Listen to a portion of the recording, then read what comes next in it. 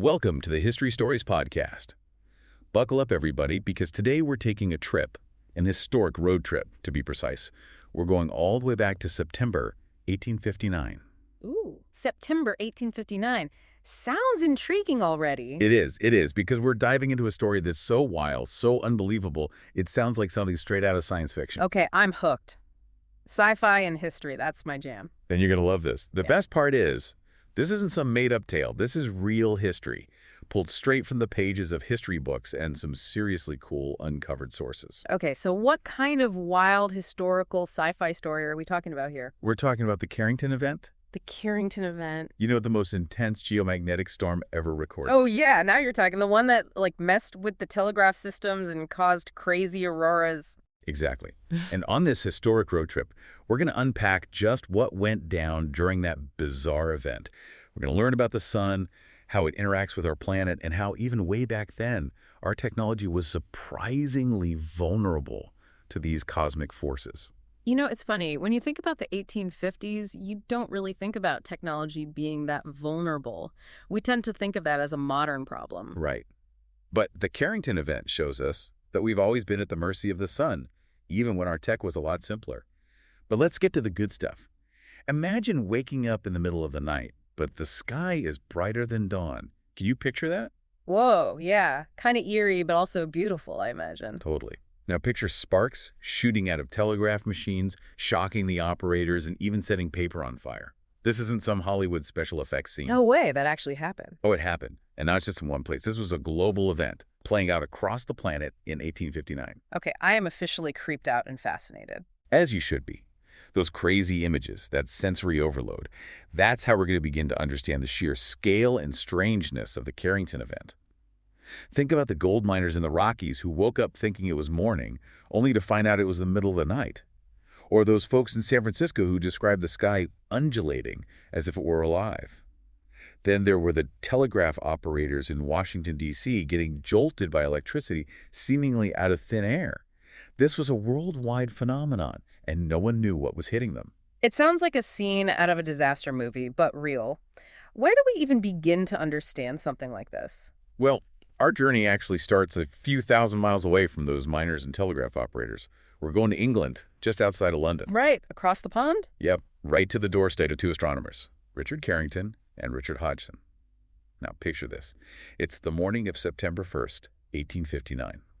These two guys are miles apart, working in their own observatories, studying the sun as they usually do. A typical day at the office, right? Looking at the sun. Right, except this day was anything but typical. Because on this day, they both, completely independently, saw something that had never been recorded before. Something that would change our understanding of the sun forever. Okay, the suspense is killing me. What did they see? Well, Carrington was in his private observatory, meticulously sketching a group of sunspots. These weren't your average sunspots, though. He described them as a monster cluster. Later analysis suggests they were wider than Jupiter. Wow, that's huge. Right. And as he's sketching, at exactly 11 a.m., he sees two patches of intensely bright white light erupt from this massive sunspot cluster. Okay, now that's got to be pretty alarming when you're just casually observing the sun. Oh, absolutely. Mm. He was stunned. He even wrote that the brilliancy was like looking directly at the sun, and it lasted for about 5 minutes. He was, and I quote, rather flurried by the surprise. Flurried is an understatement, I bet. So what about this other guy, Hodgson? What was he doing miles away? Get this. At practically the same time, Hodgson sees what he describes as a very brilliant star of light that was even brighter than the sun's surface. Wait, hold up. They both saw this incredibly bright light coming from the sun at the same time, but from different locations. That's right. And that, my friend, is what makes this so groundbreaking. This dual independent observation marked the first scientifically documented solar flare in all of history. Wow, so before this, we didn't even know these solar flares were a thing. Nope. It was a completely new phenomenon. And the fact that both Carrington and Hodgson saw it independently gave their observations a huge amount of weight. It immediately ruled out any chance of individual error or some weird atmospheric effect. They were witnessing a real solar event, and little did they know things were about to get a whole lot crazier. So this bright light, the solar flare, it was just the beginning. Exactly. It was like the warning shot before the main event. Think of it like this. That flash of light was the visible signature of an enormous explosion on the sun, a truly colossal event that launched a massive cloud of superheated, electrically charged gas called plasma. This cloud, known as a coronal mass ejection or CME, was headed straight for Earth, carrying with it incredibly intense magnetic fields. Oh man, talk about bad timing for Earth. So how long did it take for this CME, this giant plasma cloud, to reach us? Brace yourself. This thing traveled 93 million miles Hmm. in just 17.6 hours. 17.6 hours. That's insanely fast. These things usually take days to reach Earth, right? Right. That's what made the Carrington event so unique and so intense. This CME was like a speeding bullet, and when it slammed into Earth's magnetic field, the magnetosphere, it was like a cosmic bomb going off. Okay, I'm starting to get why this is such a big deal. So what happened when the CME hit our magnetic field? I mean, what did people actually experience on Earth? The effects were felt globally, and they were twofold. First, there were auroras, the northern and southern lights, but unlike anything anyone had ever seen before. And second, there was widespread technological disruption, mainly to the telegraph network. Okay, so the pretty lights and the tech going haywire. Let's start with the auroras. How were they different during this event? Oh, they were incredibly intense, and they reached latitudes that had never been recorded before. You mean the auroras were visible much farther south than usual? Much farther. We're talking about auroras being seen in the Caribbean, Cuba, Jamaica, even as far south as Colombia. And it wasn't just the northern hemisphere. The southern lights were going wild too, stretching as far north as Australia. Wow. Imagine being in, like, Jamaica and seeing the northern lights. That must have been mind-blowing for people back then. It was. People were describing the skies as being blood red, milky white, and light crimson. In Washington, D.C., it was bright enough to read a newspaper outside at midnight. Some folks thought it was morning already, and even the birds started singing because they were so confused. And in Mexico, they reported a greatly extended red aurora. It was a truly global light show, but a pretty unsettling one for a lot of folks who had never seen anything like it. So while everyone's looking up at the sky in awe and terror, what's happening to the telegraph systems? You said they were going AWire. Yeah, they were going absolutely bonkers. The changing magnetic field from the CME induced powerful electrical currents in the telegraph wires. It was like a giant electrical surge, only it was happening all over the planet. Imagine sparks flying, paper catching fire, and operators getting shocked. Ouch. That sounds dangerous. Were there any, like, serious injuries? There are reports of operators being stunned by electrical shocks, but thankfully no fatalities. But what's really interesting is that some operators discovered they could actually disconnect their batteries and still transmit messages using the current induced by the aurora. They were essentially running the telegraph on the power of the aurora. That's insane. Like, the aurora was powering their technology. Exactly. They even noted that this auroral current was sometimes stronger than their own batteries. It was like the Earth itself was temporarily powering human communication. This is blowing my mind. So the auroras were going wild, the telegraphs were acting possessed. What else was going on? Well, the Earth's magnetic field itself was in total turmoil. At observatories, like the one in Kew, England, their magnetometers, the instruments that measure the magnetic field, were literally going off the charts. The needles were swinging wildly. And out at sea, compasses on ships were spinning erratically, making navigation practically impossible. Wow, so this wasn't just some light show. This was a full-on assault on Earth's magnetic field and all the tech that relied on it. It sounds like a recipe for chaos. It was. And here's the kicker. In 1859, our understanding of the sun was still in its infancy. Think about it. The electric telegraph was revolutionary tech at that time. It was exploding in popularity. There were thousands and thousands of miles of telegraph wire connecting continents, speeding up news and commerce in ways never before imagined. Yeah, the telegraph was like the internet of its day, right? Exactly. Yeah. But when it came to understanding the sun, we were just scratching the surface. We knew about sunspots, sure, but we didn't really understand what they were or how they worked. The concept of an 11-year solar cycle with periods of high and low activity was just beginning to be understood. And the idea of a solar flare, forget it. Carrington and Hodgson basically discovered that. So the very thing that caused all this chaos was brand new to science. Exactly. Imagine the confusion. Here's this planet-wide event disrupting communications, setting the sky ablaze with color. And the best explanation folks had was atmospheric electricity, or maybe some huge unseen fire. Some folks even thought it was the end of the world. That makes sense. You see the sky turning blood red and your fancy new telegraph machine is spitting sparks. I can see how you might jump to some apocalyptic conclusions.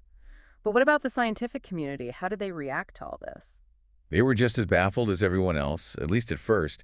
Even Carrington himself was hesitant to directly link the solar flare he observed to the geomagnetic storm that followed. Really? But it seems so obvious now. I know, right? But back then he was being a careful scientist. He didn't want to jump to conclusions based on a single observation.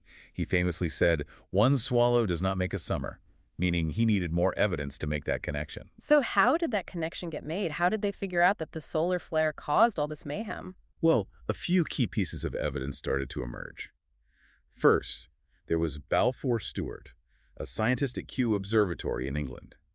He was studying the magnetometer recordings, and he found something really interesting. At the exact same time that Carrington observed the solar flare, there was a very distinct, sudden jump in the magnetic readings. It was a little blip on the chart, but it happened right when the flare was observed, and that was huge. Ah, so that suggests an immediate link, a direct connection between what was happening on the sun and the effects on Earth's magnetic field. Exactly. But Stewart's observation was just one piece of the puzzle. The guy who really put it all together was Elias Loomis. He was an American mathematician and astronomer, and he realized that this event wasn't just limited to England or Europe. This was a global phenomenon. So he set out to collect data from all over the world. That's exactly what he did.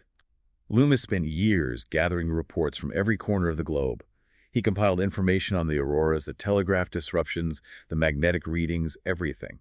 And his work, published between 1859 and 1862, provided the most comprehensive evidence for the global scale of the storm and the undeniable link between the solar flare and its effects on Earth.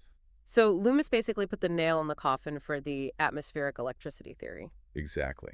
His research, along with Stewart's observations, convinced the scientific community that the sun was not this passive, benevolent ball of light. It was a dynamic, powerful force that could directly impact our planet in some pretty dramatic ways.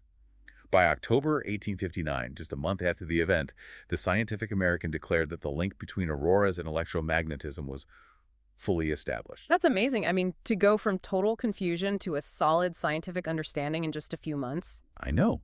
And this was all happening without the internet, without instant global communication, without the sophisticated scientific tools we have today. It was a testament to the power of observation, data collection, and the scientific method. But what's even more fascinating is that what they learned back then is still relevant today. In fact, it's probably more important than ever. Okay, so let's bring this into the present day. How does the Carrington event inform our understanding of the sun and its potential impact on our modern world? Well, modern science has filled in a lot of the blanks since 1859. We now know that the Carrington event was this perfect storm, so to speak. It started with that monster sunspot group. As we've learned, sunspots are regions on the sun's surface where the magnetic fields are incredibly strong and tangled up. They're like giant magnetic knots, storing up a tremendous amount of energy. And in this case, those knots got so tangled and so energized that they eventually snapped, releasing all that stored energy in the form of a solar flare and a CME. So that initial bright light Carrington and Hodgson saw, that was the release of all that pent-up energy. Exactly. That flare traveled at the speed of light, reaching Earth in about 8 minutes. It caused a small but measurable magnetic disturbance, that magnetic crochet Stewart observed. But that was just the first punch. The real heavyweight was the CME, that giant cloud of charged particles and magnetic fields, and the fact that it traveled so fast, reaching Earth in just 17.6 hours, meant it hit our magnetic field with incredible force. So it was that CME, that super-fast plasma cloud, that caused the auroras and messed with the telegraph systems. Right, it was like a cosmic bulldozer slamming into Earth's magnetic shield. That impact caused a massive geomagnetic storm, which is essentially a disturbance of Earth's magnetic field. All that energy from the CME got dumped into our magnetic field, causing it to fluctuate wildly. And that's what triggered the crazy auroras. Exactly. All those charged particles from the CME got funneled down towards Earth's poles by the magnetic field lines, and when they smashed into the atoms and molecules in our atmosphere, they caused them to light up. That's what creates the auroras. Okay, so the auroras are beautiful but harmless. What about the telegraph disruptions? How did the CME cause that? Well, as the CME hit Earth's magnetic field, it caused rapid changes in the magnetic field's strength and direction. And these changes induced electric currents in any long conductors on the ground. things like telegraph wires. It's a phenomenon called geomagnetically induced currents, or GICs. Ah, so these GICs were like surges of electricity running through the telegraph lines, causing all those sparks and fires and shocks. Exactly. The telegraph system in 1859 wasn't designed to handle that kind of electrical overload. It was like plugging a hairdryer into a power outlet designed for a lamp. Okay, I think I'm getting the full picture now. So this Carrington event, the solar superstorm, it was this incredibly powerful event that showed us how vulnerable our technology can be to the whims of the sun. But here's the thing. Back in 1859, the technology was pretty basic compared to what we have today. What would happen if a Carrington-level event hit us now? That's the million or perhaps trillion-dollar question, isn't it?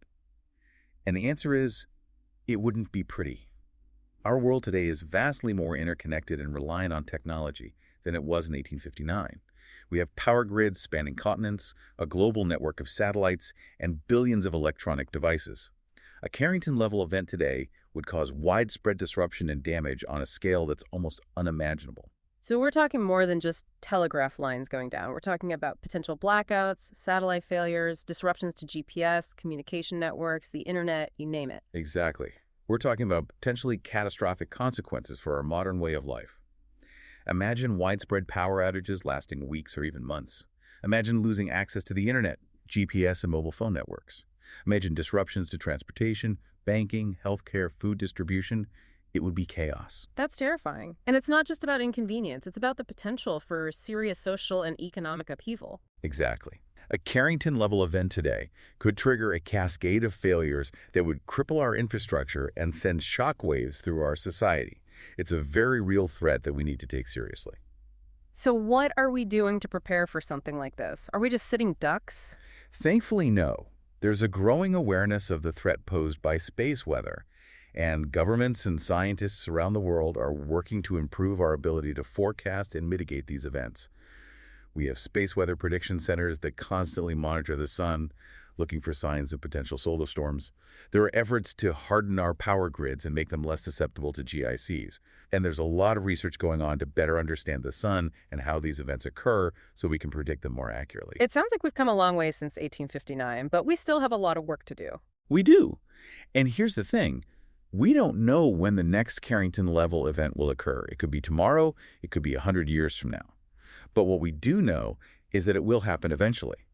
The sun is a dynamic star, and these events are a part of its natural cycle. And as our reliance on technology grows, so does our vulnerability to these cosmic forces. So what you're saying is we need to be prepared. Exactly. Yeah. We need to invest in research, in infrastructure improvement, in international collaboration. We need to make sure that when the next Carrington event happens, we're ready for it. And that's a great place to leave our listeners with some food for thought. The Carrington event is a powerful reminder that we are not just inhabitants of Earth, but citizens of a solar system subject to the forces of our nearest star. Well said. And that, my friend, is our historic road trip to the Carrington event. Thanks for joining us.